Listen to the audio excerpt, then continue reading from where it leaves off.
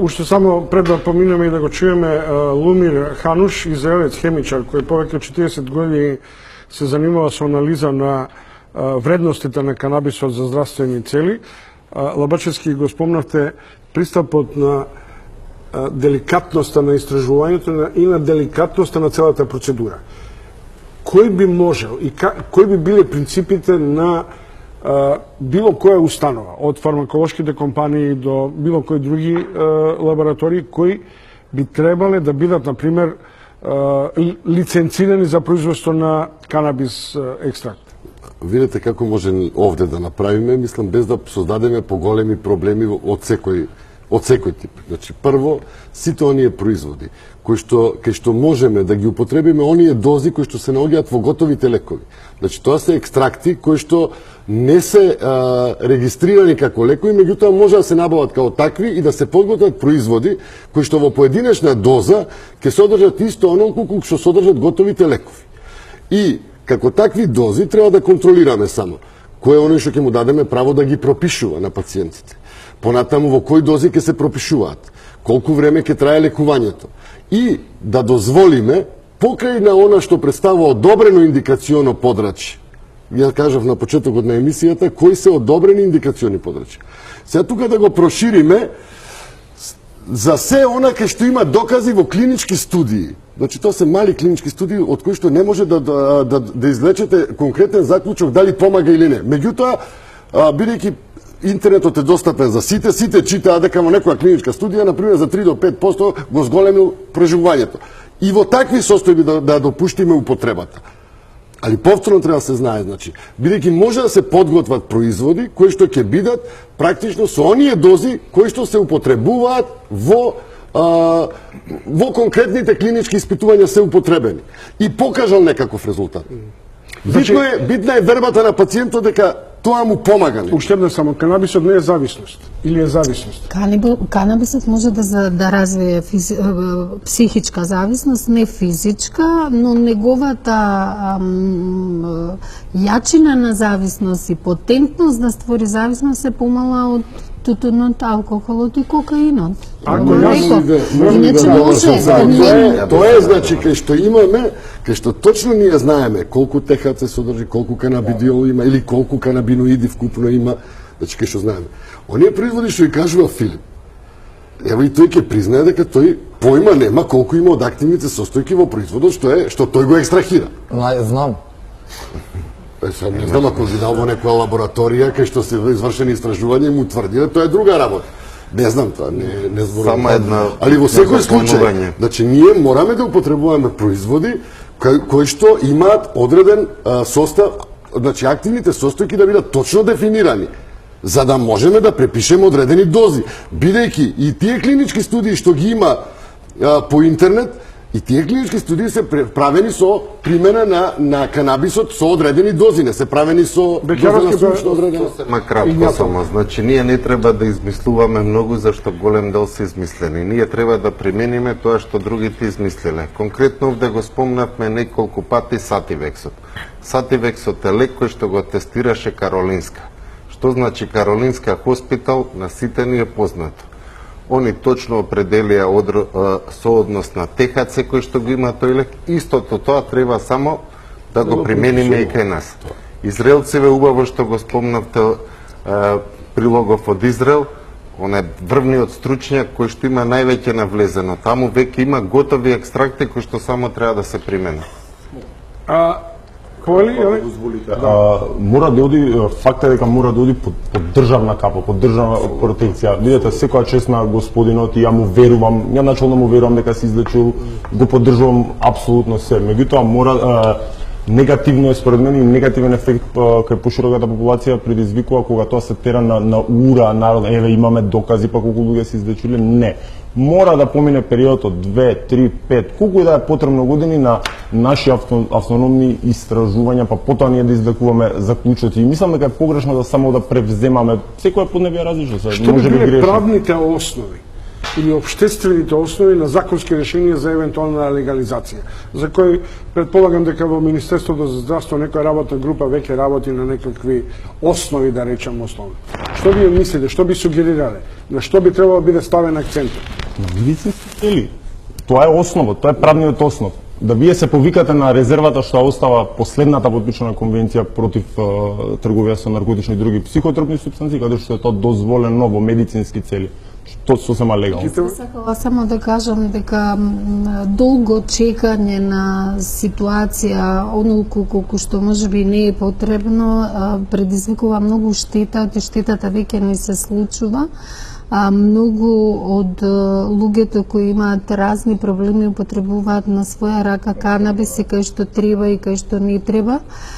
Филип кажа дека познава многу што немале проблем, меѓутоа ние као лекари се соочуваме и со оние кои имале проблем, кои дошле и скрвареле од 24 часа, кажале дека пиеле нешто, лекарите не знаеле што да прават, оти не знаеле што има кај него и мислам дека одложување на овој процес може уште повише штета. Штета во смисла дека цената на илегалниот пазар на тоа улје расне и е многу висока. Ја изложуваме популацијата која е во мака на големи трошкови, во исто време и на криминал, затоа што за мака она треба да прави илегално дејство и на крај да купи нешто што Господ знае што содржи и да го пие као такво, а од МВР пред на токсиколошката секција слушнавме дека во нивните заплени на такви улја они пронаѓаат состав кој содржи разни субстанции, катрани, улја од кола, така да мислам дека промоција, дека правите, купувајте и брзо да иде, тоа не е многу паметно, може да направи штета, но тоа секогаш се случува кога државата чека.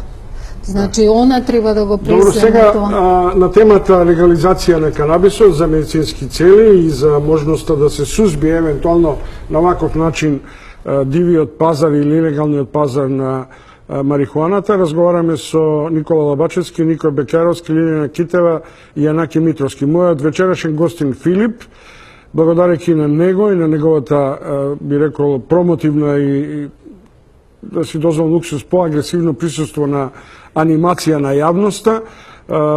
Пред едно месец дена во Скопје престојува Лумир Хануш и Пол Хорнби, првиот од Израел, другиот од Канада, познати промотори на идејата за истражување на употребливата вредност на канабисот. Сега ви предлагам да го чуете интервјуто на нашиот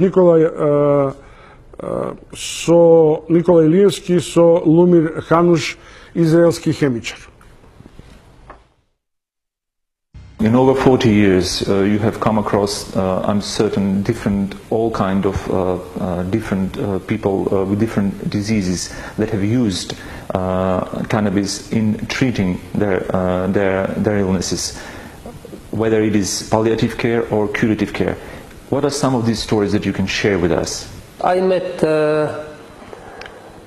patients which cured fully cancer, which were in bad stage and they are simply clean of cancer. Improved stages? But we must understand that it can cure some patients, it can improve some patients, maybe only palliatively, and that there are patients which will not be treated.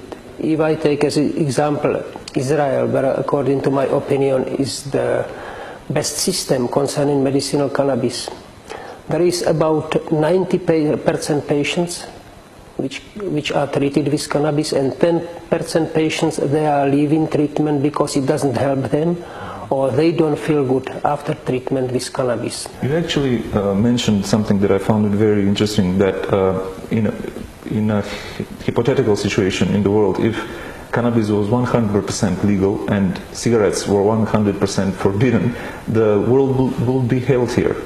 You actually said this. So this is 100%, and I state on this statement that if cigarettes are prohibited, it will be much more better, because you must understand where is danger of cannabis. Yeah.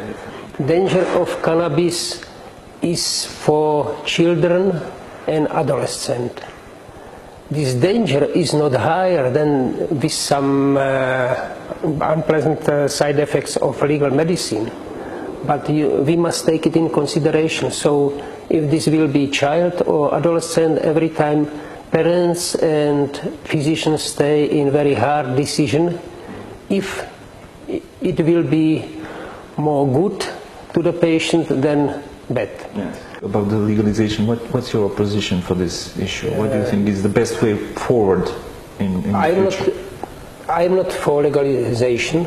I am for decriminalization. Yes, Because what is going in the United States, that for curiosity you smoke marijuana, one joint, and it goes with you whole life, like that you are drug abuser, drug abuser, dealer, and I don't know how they you can call stay you. in jail for a long So this years. is not good. I think that we were also young, and as students after exams, we tried cigarettes, we tried alcohol, and these are terrible drugs which are worse than marijuana. So if somebody uses marijuana for curiosity as a young person, I am not going to punish him.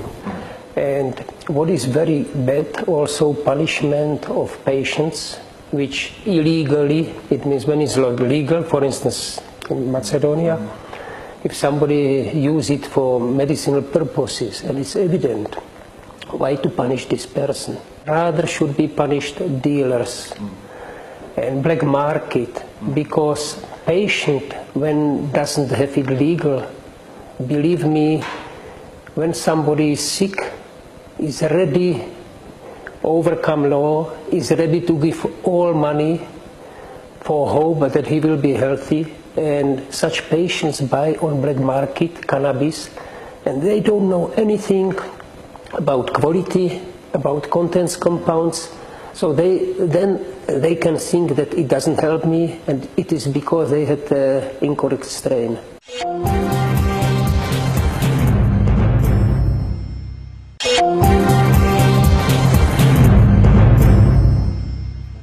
Кој би имал зијан од легализацијата на канабисот? МВР, фармацевските картели. Односно, кој би бил у добитка?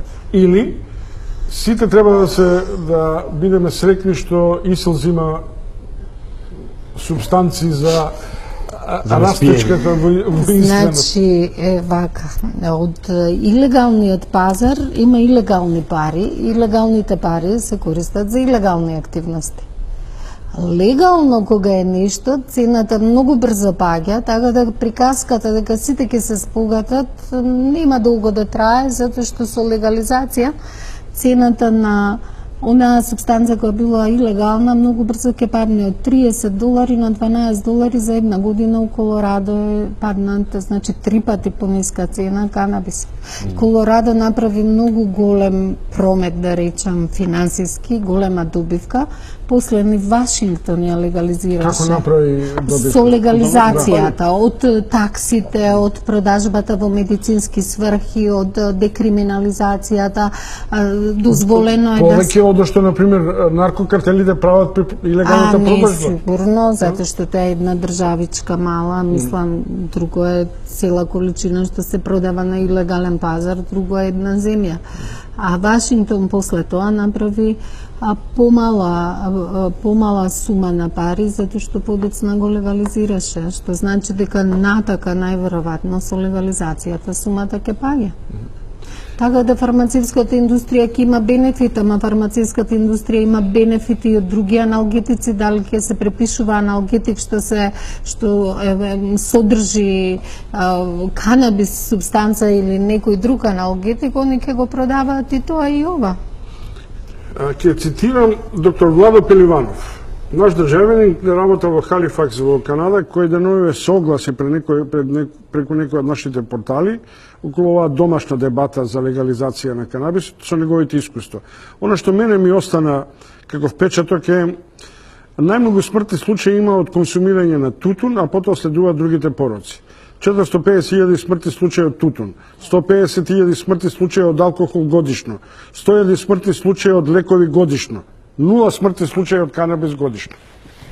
Значи, за тутунот е во евиденцијата дека е причина број 1 за смртни случаи. Например, во Словенија, они зимаат од таксите на продаден тутун 500 милиони евра, а трошат за лекување на болестите билиони, не знам, 3 пати повеќе. Што значи, и во таа смисла треба да се мисли дека таксите и добивките, она предходно што ме прашавте дали фармацевската или кој ќе има добивка од тоа, некогаш може она што ќе го добиеш да го истрошиш 3 пати повеќе за лекување.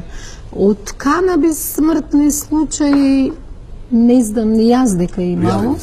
Може се проверив податоци во над овај центар што е при Светска здравствена организација, пријавени се смртни случаи од канабис. Митовски ќе прашам нешто што Не, добро, не, пријавени се смртни случаи. Значи постои центар за фармаковигиланца или за следење на несакани дејства на лекови, постои во Светската здравствена организација. Дали ќе ви верувам на зборот? Не сте свесни дека ќе ви верувам на зборот. не сигурно. Во базата на центарот се пријавени смртни случаи. Губи, кој добива. Мислам, веројатно не треба сите ќе согласиме дека не треба да се занемари влијанието на мега фармаколошки корпорации, кои е огромни во Светска здравствена организација, чиј профит се мери во трилиони долари, така да мислам дека веројатно единствената причина зашто канабисот во медицински цели се уште не е дозволен. И само кратко, ако ми дозволите, пред да заврши емисијата, значи историјата нас научи дека прохибицијата не функционира. Мислам, имаме ние пример со Соединените американски држави, кај што имаше 13 години прохибиција на алкохол. Ја имам извадено и екзактни податоци, например, вели во 33-та година има 12.124 убиства и 7.853 напади со огнено оружје, додека во 41 година тој процент е намален на 8.048 убиства и 4.525. Тоа затоа што ги праќа на фронтовите, немојте да мислите дека е тоа резултат. Не, 41 е пред да одидат на фронт. Поштовани гледачи, Бекјаровски, Лабачевски, Игнатова и Митровски се мои вечерашни гости и Филип, кој со своите искажувања имате можност да го гледате и кој се лекува повеќе време од лимфом преку екстракт од канабис. Она што неговите соговорници или гости од странство кои тој ги донесе во Скопје пред 2 до 3 месеци, го отвори прашањето за употребливата вредност на македонскиот коноп. Што значи тоа, Филип? Кој тој коноп?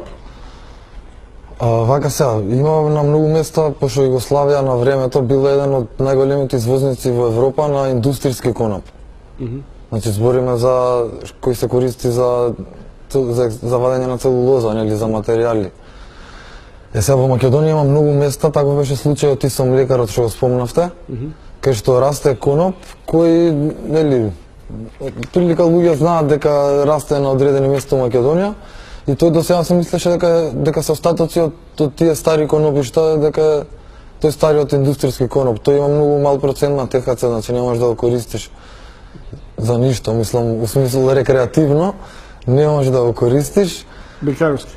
Значи, не може да се користи за рекреативни цели, меѓутоа за медицински цели има индикации. Па тоа само да ви кажаме, сега кога беа професорите тука, они мислеа дека, ја им раскажав за тој коноп, мислеа дека е индустријски, ама ние го сликавме и испадна дека покрај индустријскиот што расте во Македонија, има автохтона сорта, која ние за жал уште не сме откриле, например, како држава дека ни расте на наша територија и зашто испратена на многу познат институт во странство, откриено е дека има многу добар сооднос на ТХЦ и ЦБД. Што значи сегде у свет тој коноп е легален, заради тоа што има многу мал процент на ТХЦ и не е психоактивен, со тој више се направени студии на деца и од 10 деца 9 немаат никакви напади на епилепсија. Толку да ви кажам за дека нема клинички студии на луѓе. Ака само околу нападите. Факт е, тоа се однесува за драйветов синдром. Тоа е една тешка состојба каде што може и до 300 напади во тек на ден да се јават. Факт е дека се намалени, драстично се намалени. Меѓутоа се повторуваат нападите. Секако дека тоа е огромен успех за некое дете кое што пола ден го поминува во една состојба на грчеви, да се намала драстично. Меѓутоа да не бидеме децидни дека нема напади. Значи има еден период кога се намалуваат, има еден период кога нема, али повторно се јавуваат.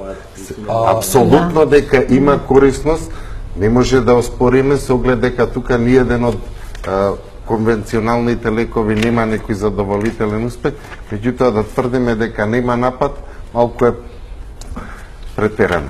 Ама за тоа има студија, тоа не е тврдење така. Апсолутно успех. Од 1850 до 1933 во стотици лекови легално се користел канабисот во САД. Беше во америчка фармакопеја. Чекайте, сега малку преска во воедот кажа Бекјаровски истото, да се разбереме. Тогаш можда лекувала постменструален синдром кралицата Викторија со канабис, ама немало лекови.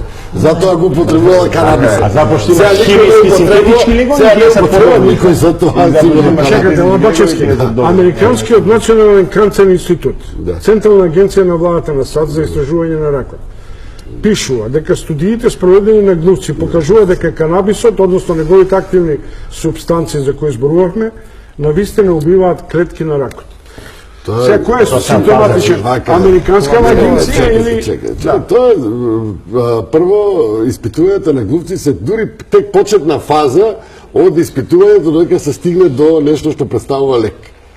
Пошто може тие дози што се употребуваат, што убиваат клетки на рак, може да ги убиваат и нормалните клетки. Така да вака да се разбереме една работа. Повторно ќе кажам дека јас лично се залагам за легализација на марихуаната и она што представуваат нејзини активни принципи во медицински цели.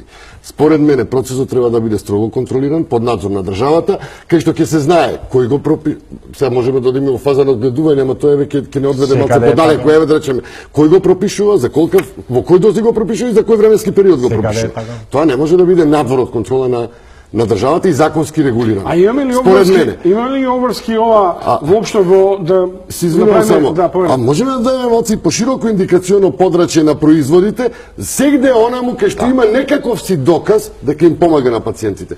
Бидејќи во крајна линија, пошто представува тренд како што рече господинот Преска, да им дадеме шанса на пациентите, ако веруваат дека нешто ќе им помогне, да им дадеме шанса да го истото употребат. Верувам дека цената ќе падне драстично од она што представува. Мислам дека Филип зборува и другиот гости за можноста Македонија да извезува коноп на одреден начин. Значи има кој би била некаква индустрија. Меѓутоа не, може и канабис. Меѓутоа дали тоа предпоставува воопшто регистрација во бирото за наркотици на Интерпол? Дали тоа е некаква меѓународен узанс? Да, вака. Со единствената прва од меѓународните три големи конвенции, единствената конвенција за наркотици од 61-а, тогаш имаше тоа што вие го зборите, контрола вршеше Светска здравствена организација, а подоцна со конвенцијата против психотропни супстанции 71 се уклучи и Интерпол. Ден денеска да одгледувате Афион, тоа мора да го пријавите и исто така мора да биде пријавено и во странство. Тоа е меѓународна обврска дека се пријавува. И да би се направиле такви законски измени, индустријски коноп, што ти ја знам, исто ќе бидат под истата правна рамка. Добро, поштовани гледачи, пред завршните поенти и пред вториот блок реклами, да го чуеме уште вториот разговор на Никола Илиевски со Пол Хорнби, канадски патолог, поборник за собирање и користење на македонскиот коноп.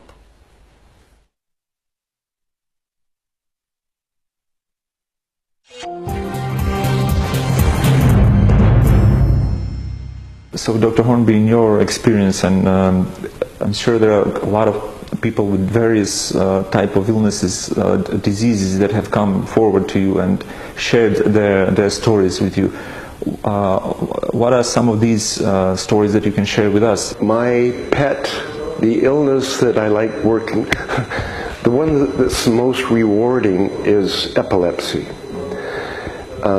We just presented a poster at the IACM conference in Italy, which is the International Association of Cannabis as a Medicine, where all of the scientists involved in cannabis medicine from around the world met in Italy last week. We presented some work there that we did with a very brave neurologist from Ljubljana in Slovenia. We had 10 children, all under 14. We were giving them an extract from the hemp plant, and 7 of the 10 no longer have seizures. Their seizures have gone away. That's very profound. Completely gone away. That's And the other three, one was reduced 50%, the other 70%, and the 10th one quit the study. and this is based solely on therapy based on cannabis. On hemp. On hemp. We've tested your wild hemp that grows here in Macedonia, and we find that it's the same CBD ratio as the hemp that we were giving to these children. So your wild hemp plants have the power to reduce epileptic seizures considerably. Why aren't you harvesting them and utilizing them? This is my frustration with the world, is that cannabis is the most useful plant on the world, not only for medicine, but everything in this room that's not made out of metal or glass could be made from hemp. Why aren't we utilizing it? Well, because it's also regarded as a psychoactive drug, and There's no psychoactivity in your hemp. in Macedonian hemp. No, you won't get high from it. There's too much. Okay, with the ratio of CBD to THC that exists in your wild hemp plant, in your industrial hemp plant, the CBD buffers out the effect of THC. So you'll never get high from smoking hemp. It won't work. That's why kids don't steal it. As you mentioned, in the focus of your lecture tomorrow here will be on the importance of CBD and because so far we have heard a lot about THC in regard of being psychoactive and everything, but CBD is maybe still in a phase of additional research, as you mentioned. So, in related with Macedonian hemp, which, as you said, has a good amount of good ratio between the two components, what do you think should be done to utilize this? You should harvest it right now. It's ready. I mean, now is the time of year when you harvest it. And I am here because I talk about full utility of the plant. Let's use it. Why is it restricted? Why is it regulated when it's so useful? I would suggest that it probably won't happen this year, but you could harvest the wild hemp plant, separate the trichomes from it. Those are the glands that produce the medicine. Then you're left with a tray of powder that you heat up to decarboxylate, put into a capsule, and give to a child with epilepsy. The reason we're not using hemp is because of regulatory law. The only regulation that should be around hemp, in my opinion, is whether it's safe for human consumption.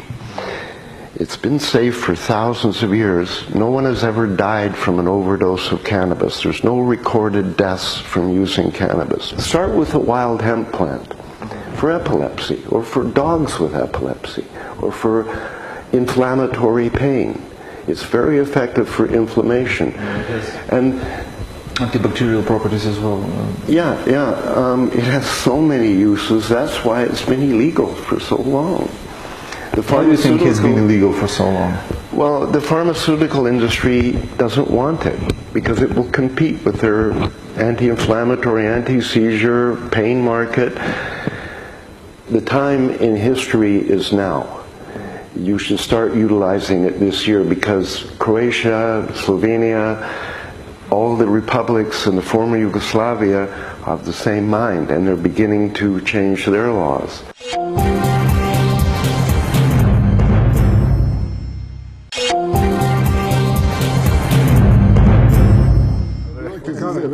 Seksijata na Balkan. Се научите дека јас се запали светло.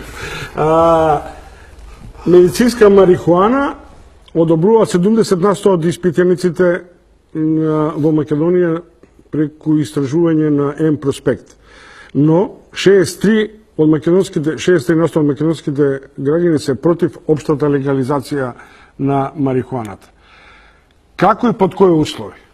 Бабачевски. Значи, јас кажав, мислам, при претходното излагање одговорив на ова прашање, за него земам времето. Значи, легализација за употреба на марихуана или нејзини активни состојки во строго медицински цели, процесот да биде контролиран од страна на државата, строго да биде пропишано кој може да пропишува, колку време треба да се пропишува за таа медицинска цел и во кој дози да се пропишува.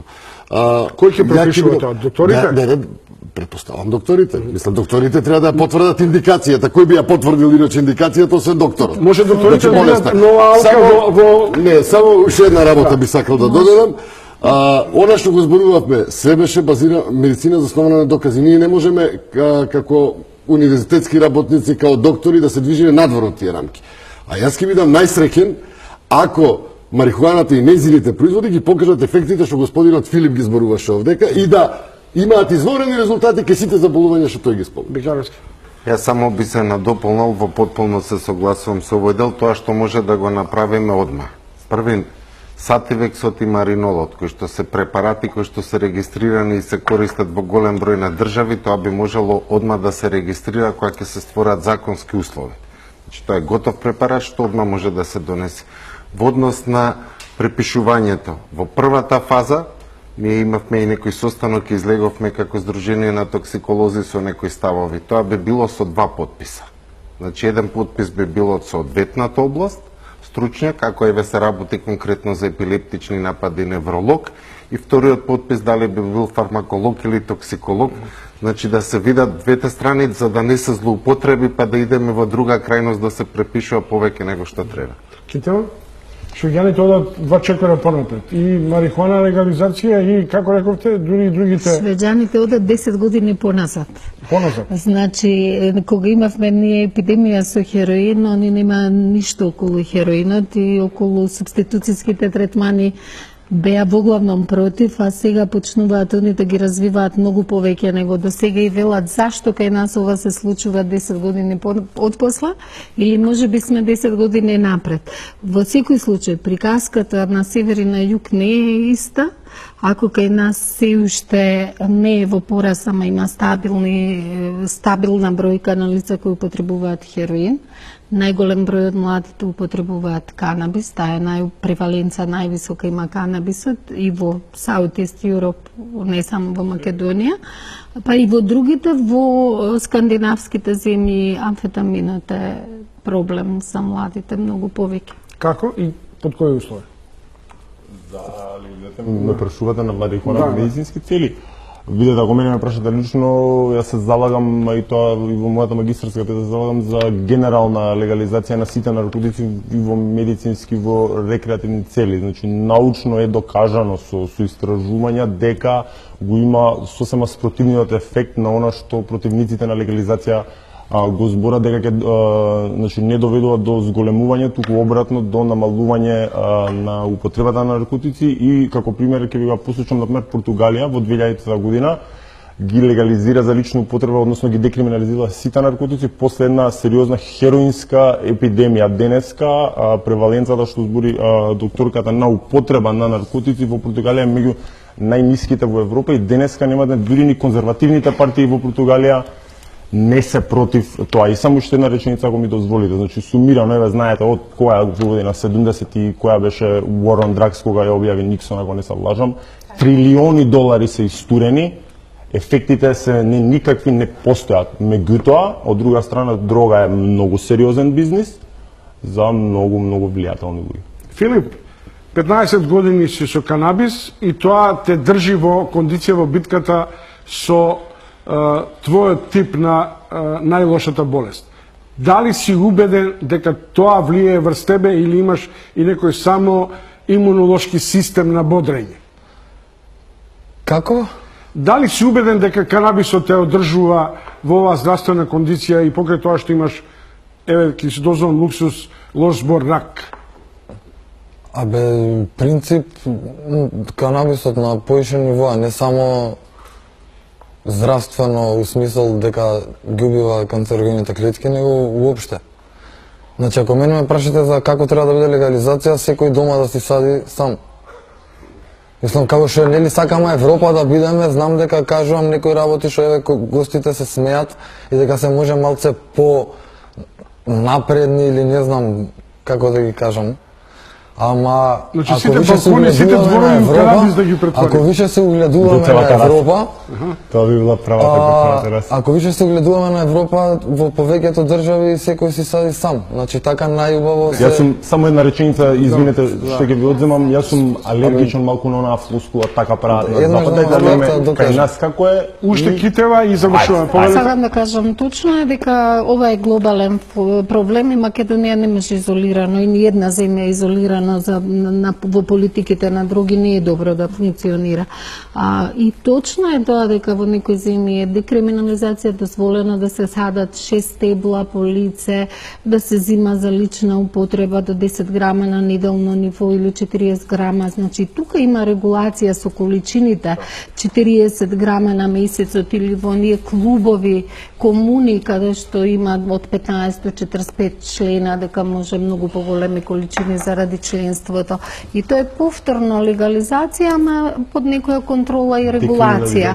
Тоа не е во многу земји, но сега почнува, заврши приказката на борба против дрогите, сега тргна приказката со декриминализација, медицинска легализација. Поштовани гледачи, топ тема отвори тема. Тоа е легализација на канабисот, таа е повеќе индицирана или повеќе наметната и од би рекол пиарот и ангажманот и на Филип кој беше вечерашен гостин, а и на една сериозна група, лоби група која во Македонија создава амбиент за легализација на канабисот во медицински цели. Ги чувте докторите, ги чувте адвокат, чувте психијатар, го чувте и Филип. На вас е да просудите. Ова не е емисија во која анкетираме јавно мислење, ова е емисија во која ги добивате податоците. Се надевам дека ако биде подготвена некоја законска основа за можна легализација, ќе отвориме темата во топ тема уште еднаш. Пријатна вечер, утре се со Боби Христов.